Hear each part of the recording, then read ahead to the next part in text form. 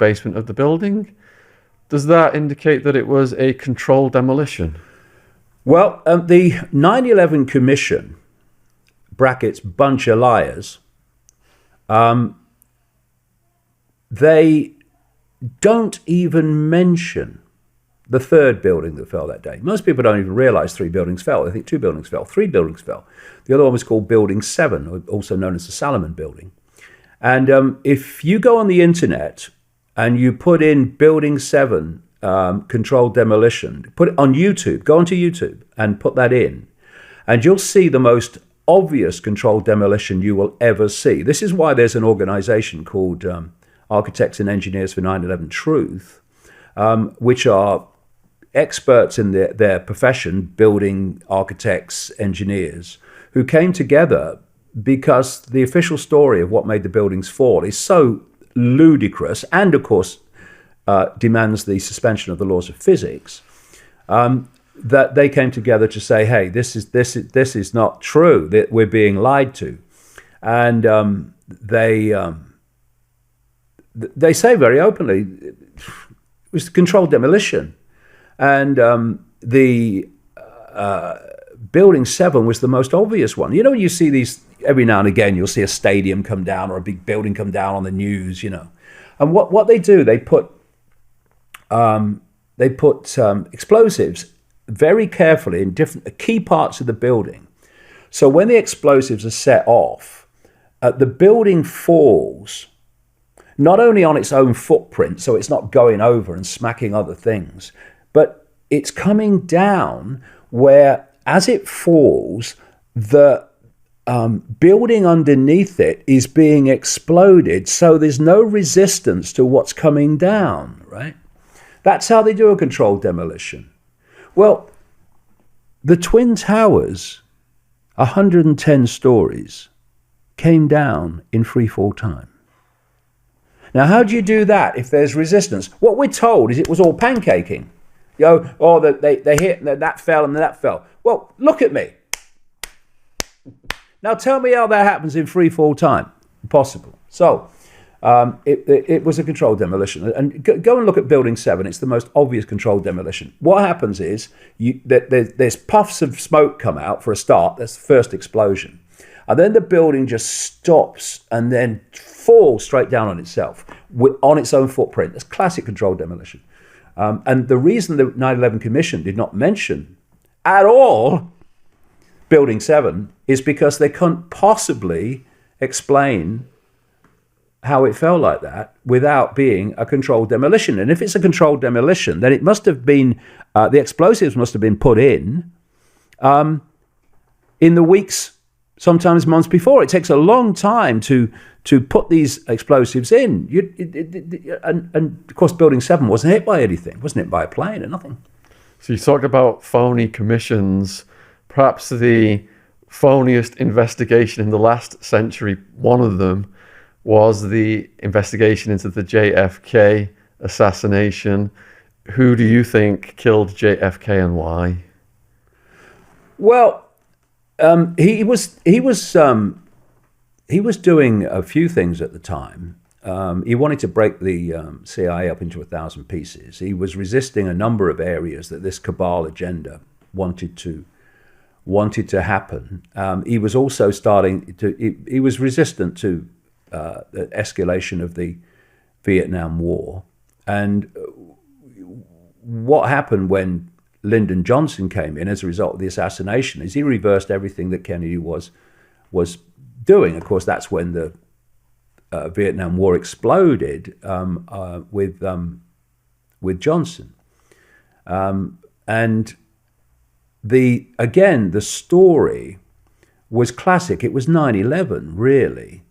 Bin Laden did it because the moment that basically it happened, the villain was named, Lee Harvey Oswald.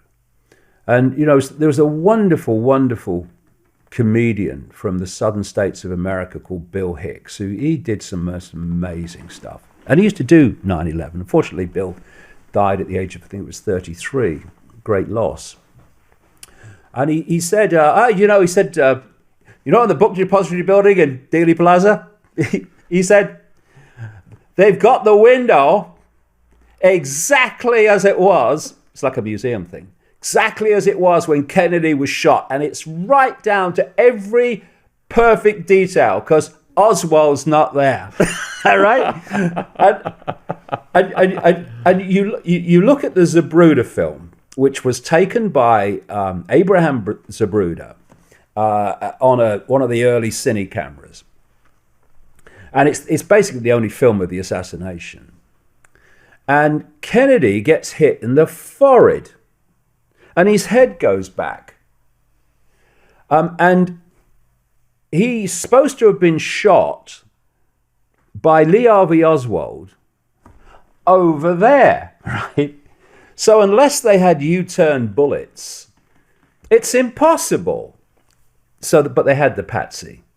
And therefore, and of course, you look at Timothy McVeigh, who was the patsy for the Oklahoma bombing. I mean, that's another ludicrous story that doesn't stand up. He was U.S. military. And then you had Lee Harvey Oswald. He was connected to the CIA. And you see, and I would say a lot of this comes down as well to at least some of the so-called 9/11 hijackers. If you control people, you put them in the wrong place for their point of view, the right place for your point of view at the right time, but they think they're there for another reason. And so when what happens, and they didn't know it was going to happen, you now have your patsy in the right place at the right time to pin the blame on them, right? So with Timothy McVeigh and Oklahoma, he's supposed to have turned up in a Ryder truck and with a bomb and put it outside the building, and it blew the building up. Not according to building experts, it didn't. But anyway, according to the FBI, it did, which is quite another thing. But he was supposed to be casing the joint for like weeks before, because he was targeting the Brewer Alcohol, Tobacco and Firearms group that, according to the official story, he blamed for Waco 2 years before. Well, if you're going to target them, then when you can park the truck right next to where they are in the building, and you park it instead on the opposite side of the building, and that when the bomb went off, there was not one uniformed member of the Alcohol, Tobacco and Firearms in the building, but the bomb squad was around the building hours before, as the parents who brought their children to the daycare center in the building, never to see him alive again, saw. And he was casing the joint for weeks.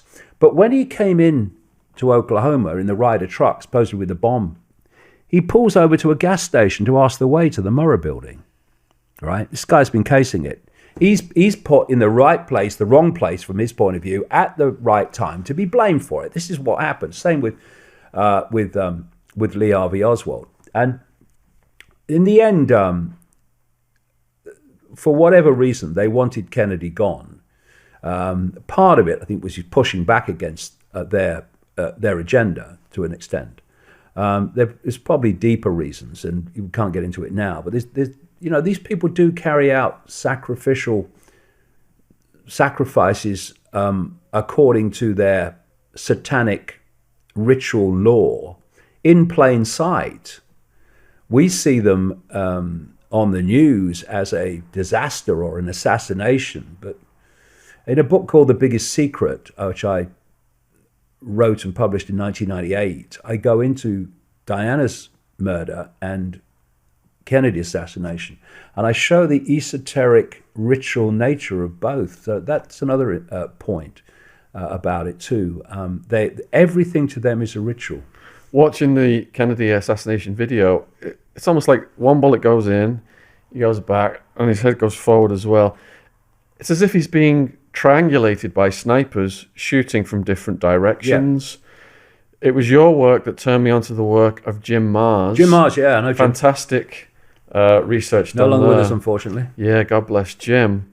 So, reading his work, was it E. Howard Hunt? He left there's a video of him on his deathbed saying he was the head of the hit team that day. And also Barry Seal's ex-wife, said that Barry Seal was the getaway pilot for the hit team. Absolutely, because Barry Seal, of course, who ran flu drugs for the Bushes and the Clintons, which was part of the CIA drug running operation. For people who haven't come across this, they run drugs, not least to raise the money to spend on their covert projects, which therefore does not have a government money trail that can be uncovered, because they externally fund it. And I've written a book on that called American Made, about the Clinton, Bush, bringing in the cocaine, financed the war with the Contras, Maine at Arkansas. Link to that book is in the description box below the video as well.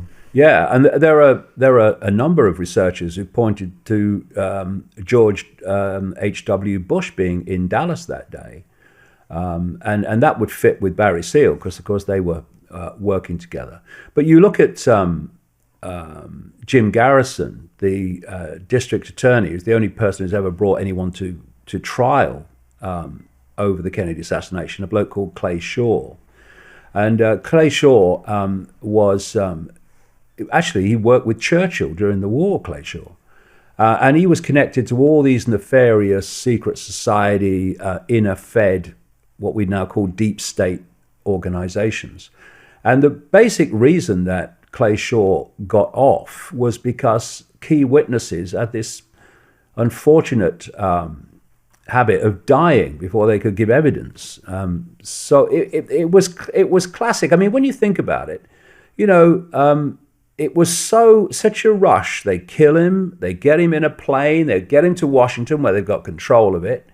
Johnson becomes president on the plane and then transforms everything that Kennedy did, including pushing us into a grotesque Vietnam War. So it was to get rid of him so that someone else could come in. Because, Lyndon Johnson, to call a US president a crook, people, anyone who knows anything will go, yeah, and? But this guy's a real crook. He really was. He was desperately crooked, Lyndon Johnson, and was completely owned by this cabal. So Jack Ruby, he didn't last long either, did he? Well, this is a classic. You had, with the Kennedy assassination, a patsy who very quickly sussed he was a patsy and actually said it. You remember on the film, like a deer in the headlights. Yeah, he's on the film. He's outside the police station, something like that, and the press are there and all that stuff. And he shouted, "I'm a patsy," i.e., I'm someone who's been set up to take the blame. And so they were going to bring him to court. Worst nightmare. What's he going to say? So we'll take him. We'll take him through a this man who's said to have been killed the president, who's kind of everyone wants to strangle him, even though he didn't do it. So what we'll do, we'll take him through a public area in an underground car park, and we'll have Jack Ruby, who's one of ours. Bang, gone. No trial. Job done. And then you have the Warren Commission looking into it, which was full of crooks, and a number of people are actually involved in the assassination. This is how it... did I mention the 9/11 Commission? And did I mention 9/11? Because it's a repeating pattern. If it works, then keep doing it. How long did Jack stay alive after that? Well, they put him in jail, and then he kind of just disappeared from the news. So who knows what happened to him? But he was one of their lads. Yeah, because hundreds died around that, didn't they? Potential witnesses. Yeah. So I'm watching the series about Madeleine McCann and just absolutely horrified and heartbroken when they brought these private investigators in and they uncovered this huge paedophile ring throughout Europe. And they showed all the pictures of all the kids that had gone missing that this paedophile ring had, that were advertising to each other for sex. And reading your stuff about elite paedophile rings and Jimmy Savile, it all tied into that then, because when you were calling Jimmy Savile out, people were laughing at you. Yeah, of course. But everything you said came completely true. So how are these elite paedophile networks structured? Well, they're structured in the same way as the spider web is structured. In fact, they are fundamental. It runs through the veins of the spider's web, if you like. It runs through the strands. I said earlier that when I start investigating these family bloodlines that are behind all this, invariably you hit pedophilia and Satanism, and the two are combined, which really didn't surprise me when, as the revelations about Jimmy Savile began to unfold and unfold and unfold, eventually it was said that he was a Satanist. Pedophilia and Satanism go together, and what the Savile situation was, because it came out in the public arena, it was a little doorway